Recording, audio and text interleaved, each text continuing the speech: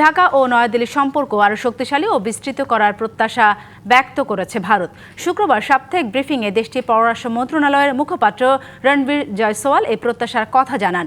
ব্রিফিংয়ে জয়সওয়াল বাংলাদেশের নির্বাচনে বিএনপির বিজয়ের পর তারেক রহমানকে ভারতের প্রধানমন্ত্রীর অভিনন্দন জানানোর কথা উল্লেখ করেন। এছাড়া বাংলাদেশের নতুন সরকারের শপথ অনুষ্ঠানে ভারতের লোকসভার স্পিকারের যোগদান ও সেখানে নরেন্দ্র মোদীর একটি চিঠি তারেক রহমানের কাছে হস্তান্তরের কথাও উল্লেখ করেন। চিঠিতে দুই দেশের মধ্যকার পারস্পরিক সম্পর্ক আরও জোরদার করার ব্যাপারে প্রত্যাশা ব্যক্ত করা হয়েছে বলেও জানান জয়সওয়াল।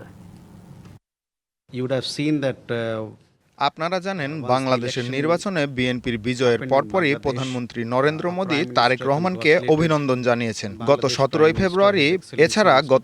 ফেব্রুয়ারি বাংলাদেশের নতুন সরকারের শপথ অনুষ্ঠিত হয়, যেখানে আমাদের লোকসভার সম্মানিত স্পিকার ওম বিড়লা যোগদান করেন। সেখানে তিনি নরেন্দ্র মোদীর একটি চিঠি বাংলাদেশের প্রধানমন্ত্রীর কাছে হস্তান্তর করেন। চিঠিতে একটি গণতান্ত্রিক, প্রগতিশীল ও অন্তর্ভুক্তিমূলক বাংলাদেশকে সমর্থন করার প্রতি ভারতের অঙ্গীকার পুনর্ব্যক্ত করা হয়েছে। of Bangladesh